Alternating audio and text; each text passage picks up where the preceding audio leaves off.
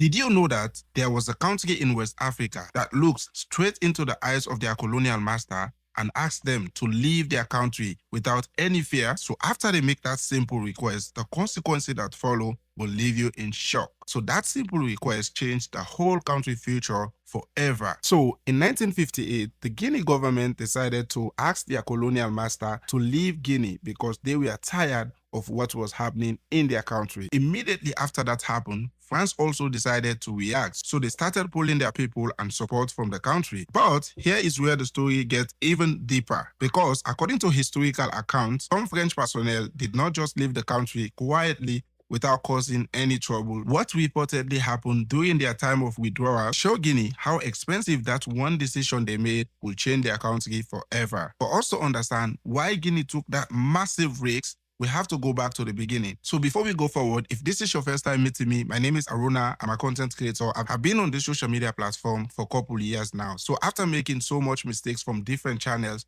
now I decided to go with one flow, which is to bring you history. So if you want to be part of this history channel, so kindly hit that subscribe button so that you will not miss any of my posts today. And you can also follow me on all social media platforms with the same name, Aruna Pepe Blog. So thank you for doing that. Now let's jump in back to the story. In 1958, France was controlling several territories across Africa, especially the Francophone-speaking countries. During that era, independent movements were also growing slowly. Also during that period, Charles de Gaulle had returned to power in France, and his government proposed a new constitution, a very new constitution that they wanted to implement across all the Francophone-speaking countries. After the return of Charles de Gaulle, he gave options to the Francophone countries for them to choose either to stay under the new constitution or for them to become completely independent from France. But guess what? You already know this phrase, an angry man cannot stand alone. So majority of the French-speaking countries, so they chose to vote yes to the new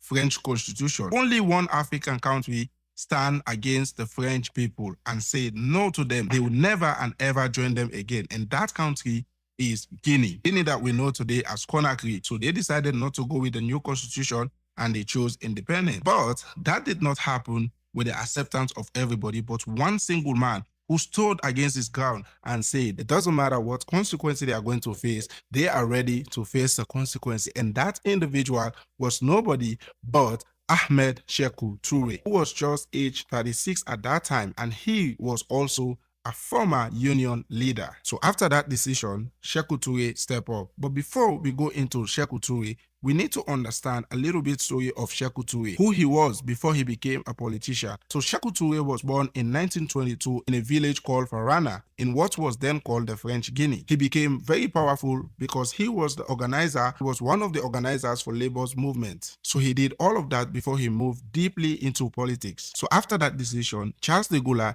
decided to visit Guinea again to find out if there is any way they can solve their own situation. But what happened will leave you in shock. So Sékou Touré, as the man he is, he stood right in front of this man, looked him into the eyes, decided to send a very strong message to Charles de Gaulle and the French country as a whole. One of the statements he said, I quote, he said that they prefer poverty in freedom rather than riches in slavery. That was the statement he made right in front of Charles de Gaulle. So can you imagine that? Making that statement right in front of your boss who was taking care of you and your people. That was a very, very big statement from Sékou Touré. So think about that for a second. Why did Sékou Touré and his people chose to go this route? Could it be that something had happened behind the scene that me and you have no idea of? Or is it that Sékou Touré did not consider that freedom could leave Guinea in poverty? France are going to withdraw all their support they've been giving to Guinea. They were ready to take the risks and they were not thinking about the consequences that will follow. But I want you all to remember this. Talking about freedom is one thing, but when voting for it, that the consequences are going to be so much on you, it is something that is completely different. So on September 28, 1958, Guineans went to the polls with their full chest to vote France out of their country. According to reports, more than 1 million people voted Guinea to stay independent rather than being under the same slave master. While as the other side, 57,000 people also voted for Guinea to be under the same slave master, but eventually the millions wins over the thousands. After that election, so Guinea became the only French country in sub-Saharan Africa to reject the proposal from France. On October 2nd, 1958, Guinea declared as fully independent country on their own, and Ahmed Sékou Touré became the first president of Guinea. But now came the bigger question. What was France going to do when Guinea is not part of them anymore? Are they going to retaliate to make Guinea feel more pressure because of this one decision they made? And the response from France came as soon as possible. The French administrators, technicians, and other personnel started leaving the country. So the support that France was giving to Guinea, they withdraw all of that. So obviously the relationship between France and Guinea became deteriorated. But this is where the story gets more controversial, because some news outlets claim that when these people are leaving the country, they were not just leaving. So when they were leaving, they make sure that they remove some of their equipment, destroy some of the documents, and also damage some of the infrastructures they had already built in Guinea, just to make sure that Guinea feel the pinch of this one decision they made. Let us not forget that some of these stories, they were also very, very dramatic stories. They were very hard independently to verify if some of these claims that the Guineans made later were actually true. But either way, Guinea are now facing so much problems, even though they already had the independence that they were looking for. So suddenly they had to operate without any of the French administrative support. So my question here is, how does a brand new country survive when its former colonial power suddenly pulls away from them? So Guinea decided to take the first step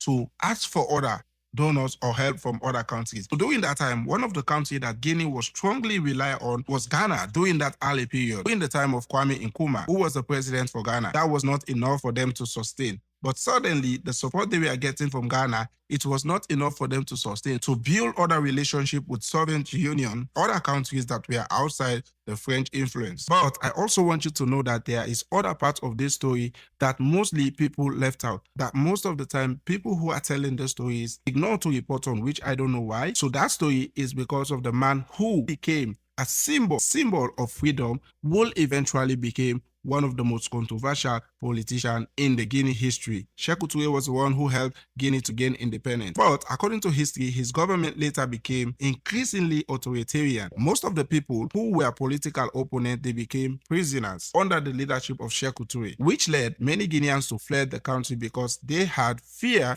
in them what was going to happen to some of them. So they flew the country. But also there was a place called Camp Boro. So that place became one of the notorious imprisonment. They also used that place to maltreat people who they consider to be enemy of the government of the day. And this is very important because removing colonial rule does not automatically create democracy for your country. Also remember that winning independence is one battle. What the leaders also do with that independence became another battle. And just a two-letter word that makes the difference Guinea to be the Guinea that it is today. So one final question before I leave you. If you were in Guinea, what would have you voted? Tell me in the comment section. Tell me why you chose that decision. So if you want to get more stories like this, make sure you don't forget to follow my page. And also you can find me on all social media platforms at Aruna Pepe Blog. And you can watch this video also. It's a very interesting video that I made yesterday. You can watch these two videos about one of the Sierra Leonean most historical man that many people don't know of. And also, how did our ancestors get themselves into the slave trade? All these videos are available here, and I would definitely like to see you in my next video. Peace.